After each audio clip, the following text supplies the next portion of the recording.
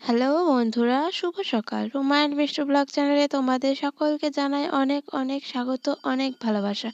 কেমন আছো তোমরা সবাই? আশা করছি যে যেখান থেকে আমার এই ব্লগটি দেখছো সবাই সুস্থ আছো, সবাই ভালো আছো।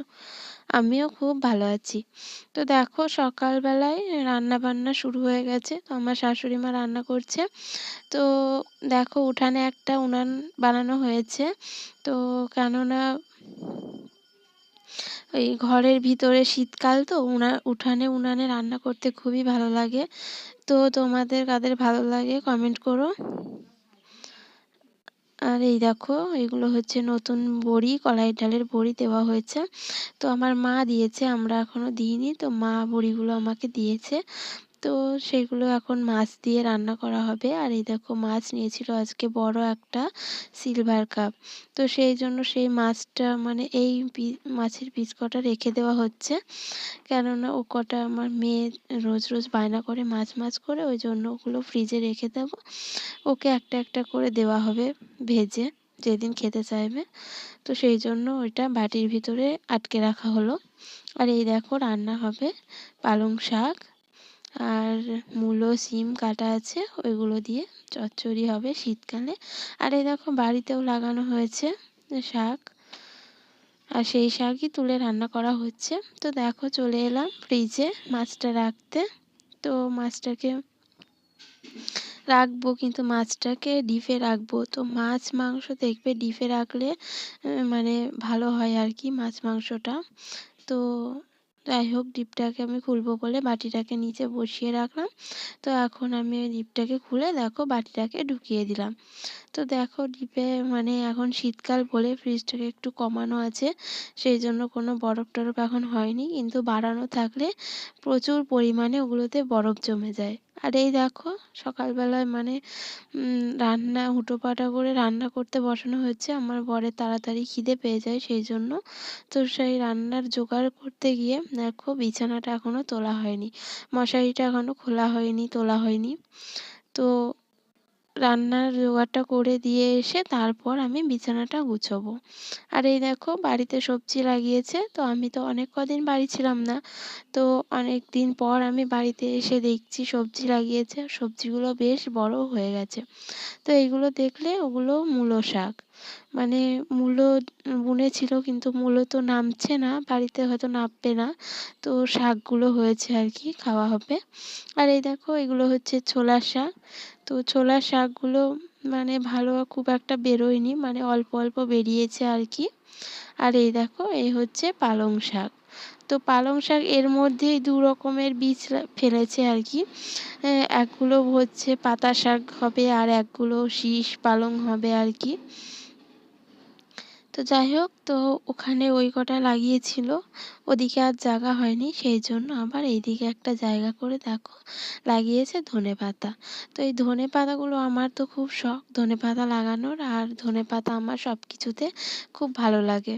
তো তরকারিতে দিতে, আবার এমনি বেটে খেতে খুবই ভালো লাগে। ধনেপাতা আমার খুব টেস্টি খাবার একটা বলতে পারো, পছন্দের।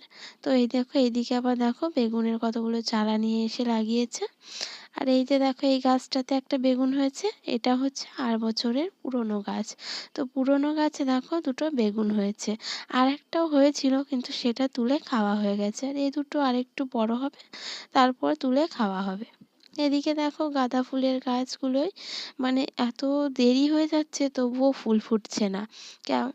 মানে এখন সবে মাত্র কুঁড়িগুলো আসছে, কিন্তু শীত অনেক দিন হলো পড়ে গেছে, ফুলগুলো অনেক আগে ফুটে যাওয়া দরকার, কিন্তু এখনো ফুটলো না।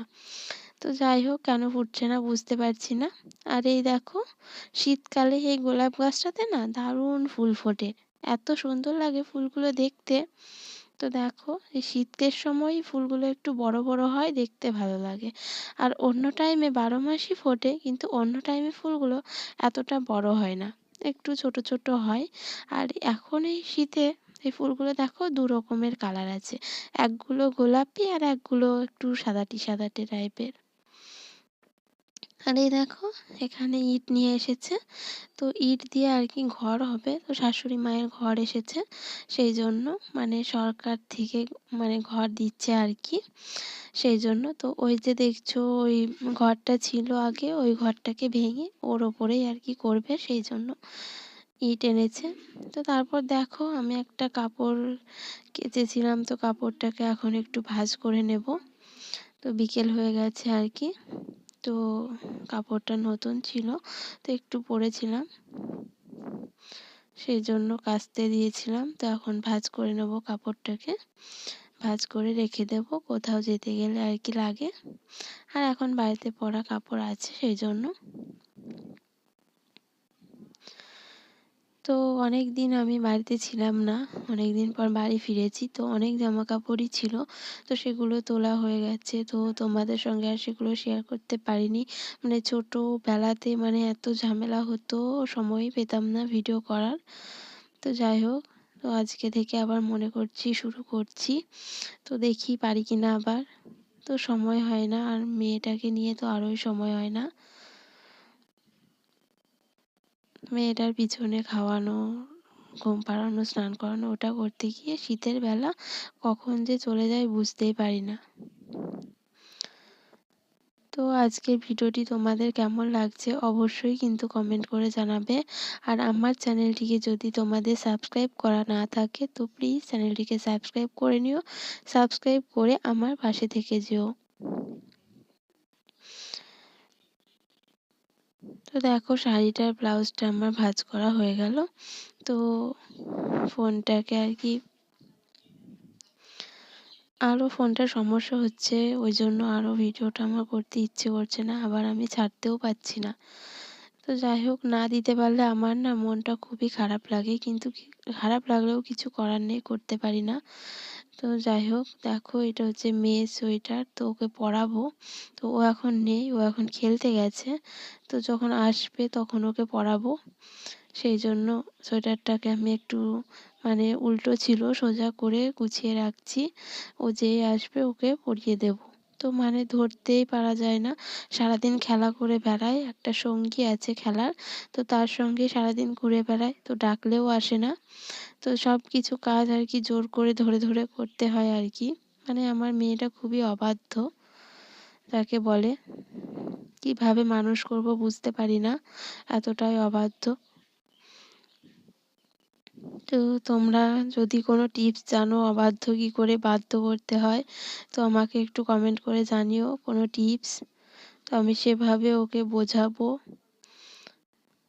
তো দেখো চলে এসেছে, এসেই শুরু করে দিয়েছে দুষ্টু। তো দেখো খাটের উপরে শুয়ে একটু দুষ্টুমি করে নিল, করে নিয়ে তারপর এখন বলছি সোয়েটারটা পরে নিতে, তো পরে নিচ্ছে। তো সোয়েটারটা দেখো খুবই হুটোপাটা করে পরবে, পরে আবার বেরিয়ে পড়বে আর কি। তো যার সাথে খেলে সেও আর কি ডাকছে, তো সেই জন্য তো ভয়েস দিতে দিতে একটু থামতেও হয়েছিল। তো দেখো একটু আওয়াজ পাবে, ভালো করে শুনলে বুঝতে পারবে। তো একজন ডাকছিল সেই জন্য।